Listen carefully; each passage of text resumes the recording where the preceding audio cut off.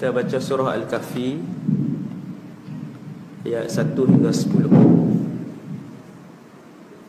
Surah Al-Kahfi ayat 1 hingga 10. A'udzu billahi minasy syaithanir rajim. Bismillahirrahmanirrahim. Alhamdulillahilladzi anzala ala 'abdihi al-kitaba wa lam yaj'al lahu 'iwaja. قيما لينذر بأسا شديدا من لدنه ويبشر المؤمنين الذين يعملون الصالحات أن لهم أجرا حسنا ماكثين فيه أبدا وينذر الذين قالوا اتخذ الله ولدا ما لهم به من علم ولا لآبائهم كبرت كلمة تخرج من أفواههم إن يقولون إلا كذبا فلعلك باخع نفسك على آثارهم إن لم يؤمنوا بهذا الحديث أسفا إنا جعلنا ما على الأرض زينة لها لنبلوهم أيهم أحسن عملا وإنا لجاعلون ما عليها صعيدا جرزا أم حسبت أن أصحاب الكهف والرقيم كانوا من آياتنا عجبا إذ أوى الفتية إلى الكهف فقالوا ربنا آتنا من لدنك رحمة وهيئ لنا من أمرنا رشدا صدق الله العظيم صلى الله ربنا على النور المبين أحمد المصطفى سيدي المرسلين صلى الله ربنا على النور المبين أحمد المصطفى سيدي المرسلين صلى الله ربنا على النور المبين أحمد المصطفى سيدي المرسلين. أعوذ بالله من الشيطان الرجيم. بسم الله الرحمن الرحيم. الحمد لله رب العالمين والصلاة والسلام على أشرف الأنبياء والمرسلين سيدنا وحبيبنا وشفيعنا وقرة أعيننا مولانا محمد بن عبد الله الأمين وعلى آله وأصحابه ومن تبعهم بإحسان إلى يوم الدين ولا حول ولا قوة إلا بالله العلي العظيم ولا حول ولا قوة إلا بالله العلي العظيم ولا حول ولا قوة إلا بالله العلي العظيم أما بعد نويت الاعتكاف في هذا المسجد سنة لله تعالى رضينا بالله ربا kami redha Allah Tuhan kami وبالإسلام دينا kami redha Islam cara hidup kami وبمحمد نبيا ورسولا kami redha bahawa Muhammad sallallahu alaihi wasallam seorang Nabi dan Rasul. Terima kasih pada pengacara majlis Fadil Ustaz, Yang Besar, Tuan Imam, para pegawai masjid, jawatan kuasa pelaksana ceramah jemputan pada malam ni, seterusnya muslimin dan muslimat yang dirahmati Allah Subhanahu wa taala sekalian. Ada dua hadis sahih yang Nabi sebut tentang perisai daripada bapa fitnah alam, iaitulah Ad-Dajjal. Hadis yang pertama riwayat Al-Imam Muslim, sesiapa yang menghafal 10 ayat dari awal surah Al-Kahfi, dia akan terpelihara daripada godaan, serangan ataupun fitnah Dajjal. Dan dalam hadis yang kedua, juga hadis riwayat Imam Muslim, juga hadis sahih, Nabi sebut sesiapa yang menghafaz, membaca, mengamalkan 10 ayat yang terakhir dari surah Al-Kahfi, usima minad Dajjal, dia juga akan mendapat suatu perisai daripada fitnah Dajjal. 10 ayat pertama, 10 ayat terakhir surah Kahfi. Yang tu je saya mampu sampaikan. Yang lain terpulang kepada tuan-tuan untuk berusaha mengamalkan 2 tempat ini pada setiap hari, pagi dan petang.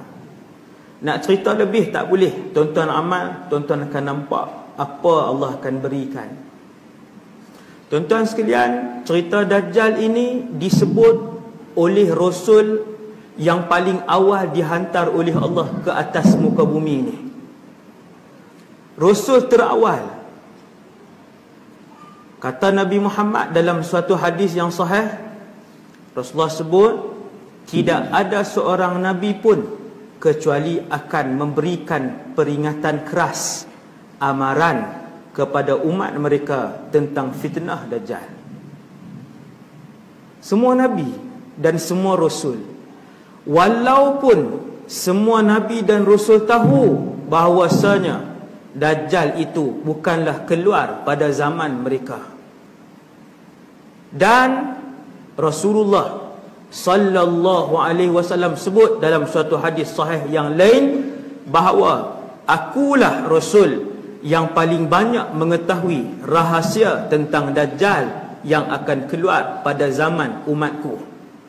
Kenapa Nabi yang paling banyak tahu?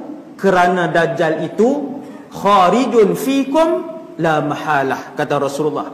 Dia akan keluar pada zaman kalian kerana aku adalah Nabi yang terakhir dan kalian adalah akhirul umam, umat yang terakhir. Wa huwa kharijun fikum la mahalah, dan dia akan keluar pada zaman kalian, tidak mustahil lagi. Maka dengan sebab itu Rasulullah, alhamdulillah, Allah bagi keistimewaan lagi kepada Nabi kita Muhammad, iaitu Nabi lah yang paling banyak mengetahui tentang Dajjal. Dan betapa banyak kalinya Rasulullah memperingatkan kepada para sahabat, termasuklah satu seminar yang Nabi buat. Kalau kita sebut bahasa moden, Nabi berkhutbah daripada lepas subuh sampai maghrib. Turun solat, naik sambung khutbah. Turun solat, naik sambung khutbah. Turun solat, naik sambung khutbah. Turun solat, naik sambung khutbah. Sahabat tak sebut pun Nabi makan dan minum. Sahabat tak sebut pun mereka makan dan minum. Seminar itu, kata Hudzaifah bin Yaman, adalah berkaitan dengan peristiwa akhir zaman. Disebabkan banyaknya hadis yang Nabi sebut, maka cerita tentang Al-Imamul Mahdi satu, cerita tentang Dajjal menjadi dan mencapai tahap mutawatir maknawi, sampai mutawatir. Sebab terlalu ramai para sahabat yang menyebutkan tentang kisah ini. Satu sudut yang kalau umat Islam amalkan, insya-Allah dengan izin Allah, bukan sahaja terselamat daripada fitnah Dajjal dengan izin Allah, mereka juga akan diselamatkan oleh Allah daripada ribuan anak-anak kepada fitnah Dajjal yang sudah pun bertebaran di atas muka bumi Allah, dengan mengamalkan 2 rahsia besar yang disebutkan oleh Rasulullah, iaitulah 10 ayat terawal dan 10 ayat yang terakhir. Amallah tuan-tuan. Allah bongkar, setiap hari Allah akan bongkar kepada tuan-tuan kenapa 2 tempat ini disebutkan oleh Rasulullah sallallahu alaihi wasallam, sedangkan surah Kahfi 110 ayat, 1 ayat pun tak sebut tentang Dajjal, tak ada. Surah Kahfi bermula dengan cerita 7 pemuda beriman, kemudian 2 kawan karib, seorang yang beriman dan seorang yang tidak beriman. Kemudian kisah Nabi Musa dan Nabi Khadir alaihimas salatu wassalam. Dan yang keempat kisah Zulqarnain. Satu perkataan tak ada cerita tentang Dajjal. Maka para ulama menyebutkan bahawa surah Al-Kahfi diturunkan khusus kepada umat Nabi Muhammad sallallahu alaihi wasallam sebagai senjata yang paling ampuh di kalangan 114 surah untuk menghadapi satu ujian yang paling besar yang Nabi sebut. Tuan-tuan tengok hadis ni, Nabi kata ma baina khalqi Adam ila qiyamis sa'ah amrun akbaru minad dajjal. Tidak ada suatu urusan, tidak ada suatu fitnah, tidak ada suatu ujian yang lebih besar untuk penduduk bumi sejak daripada Adam diciptakan sehinggalah kiamat yang lebih mencabar daripada fitnah Dajjal. Yang lebih mencabar, yang lebih dahsyat, fitnah yang lebih besar, kata Rasulullah, tak ada yang lebih hebat daripada fitnah Dajjal. Maka kata para ulama dalam surah Kahfi, Allah tak sebut pun tentang Dajjal, akan tetapi Allah sebut satu peristiwa di mana di dalam satu negeri ada 7 pemuda yang beriman. Di dalam satu negeri yang besar hanya ada 7 pemuda yang beriman. Akhirnya dipaksa oleh raja yang jahat dan zalim sampai ke tahap raja itu mengaku bahawa dirinya Tuhan sekalian alam. Payah jumpa tuan. Yang perangai macam Tuhan, perangai belagak macam Tuhan ramai. Seolah-olah dunia ini dia yang punya, seolah-olah kuasa dunia ini dia yang punya, yang tu ramai. Tapi tak berani sebut aku Tuhan sekalian alam. Antara yang berani sebut ialah raja yang memerintah pada zaman 7 pemuda Ashabul Kahfi. Raja ni panggil pemuda ni untuk berikrar di hadapan raja bahawa dialah Tuhan dan keluar daripada agama Islam ketika itu. Maka 7 pemuda ini yang hanya mereka sahaja yang beriman di situ berhimpun dan pergi ke suatu tempat menyelamatkan akidah mereka daripada raja yang zalim. Tempat yang mereka pergi bukanlah tempat yang asing, hanyalah sebuah gua di atas sebuah bukit yang tidaklah terlalu tinggi. Gua itu pula tidak asing bagi penduduk di kawasan tu. Dan gua itu pula bukanlah gua yang dalam, gua yang tak dalam, 7 meter, 8 meter saja. Dan di pintu gua itu tidak ada pun satu pintu yang menghalang tentera diraja ketika itu untuk menangkap dan membunuh ke-7 pemuda yang beriman. Tapi sebab yakin dengan Allah, bahwasanya yang mentadbir itu Allah, bahwasanya yang berkuasa itu hanya Allah, bahwasanya yang bergerak di atas muka bumi ini adalah dengan kehendak Allah, maka dengan senjata yang paling ringan, iaitulah senjata tidur, maka tidurlah 7 pemuda tadi. Pintu pun tak ada siang dan malam selama 309 tahun. Tidak ada seorang pun daripada tentera diraja yang mampu menghampiri mereka. Ulama kata, seperti mana kumpulan pemuda beriman yang sedikit, hanya 7 orang di dalam negara tersebut berhadapan dengan satu kuasa besar, iaitulah kerajaan yang memerintah. Kerana mereka bertawakal dan percaya dengan kuasa Allah, akhirnya kekuasaan daripada Allah Subhanahu Wa Taala lah yang menyelamatkan dan melindungi mereka daripada kuasa pemerintah yang kuat tadi. Begitulah umat Islam di akhir zaman. Mereka akan menjadi umat yang lemah. Dan kemudian datang Dajjal, aduwullah wa la'anahullah, Sesiapa yang bertawakal dan menyerahkan urusan mereka kepada Allah, sesiapa yang meyakini dengan kekuasaan Allah, maka mereka juga akan selamat daripada fitnah Dajjal. Itu ulama sebut itu dia punya ironi kenapa disyariatkan dan disunatkan membaca dua tempat ni. Yang ayah-ayah ramai ni malam ni, ayah-ayah kan, kalau tak mau baca Waqi'ah, tak mau baca surah Al-Mulk, surah hak Nabi baca hari-hari kan banyak, hak Nabi selalu baca. Ad-Dukhan Nabi kerap membacanya, hak lain panjang, tak sempat nak baca surah Al-Kahfi. Panggil anak-anak satu keluarga tiap-tiap hari baca. Lebih baik dua tempat tadi, 10 yang pertama, 10 yang terakhir. Dan lebih baik insya-Allah 2 kali baca, pagi dan petang. Pagi dan petang. Allah akan memberikan panduan kepada mata hati kita dalam memilih dan membezakan di antara yang hak dan juga yang batil.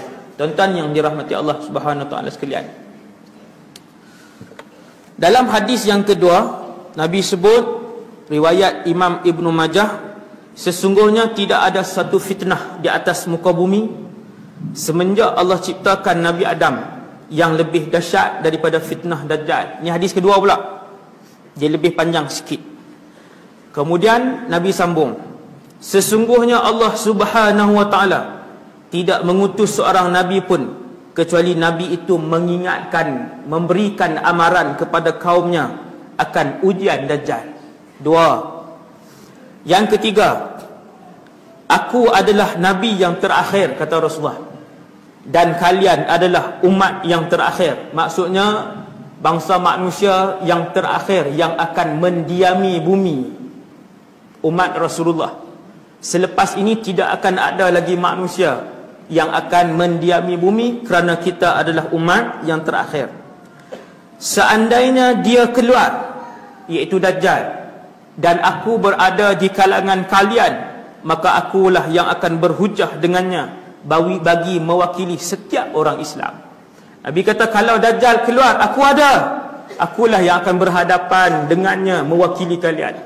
Dan seandainya dia keluar ketika mana aku sudah tiada, kata Nabi SAW, Allah lah yang akan menjadi penolong kepada semua orang Islam. Kalau waktu Nabi ada pun kita bergantung dengan Allah, cumanya ketika itu Nabi membantu kita. Tapi ketika mana Nabi telah pun wafat 1400 tahun yang lalu, hadis ini dibacakan dari satu kurun ke satu kurun melalui mulut seorang ulama kepada seorang ulama, sehinggalah ke malam ini Dajjal masih belum keluar.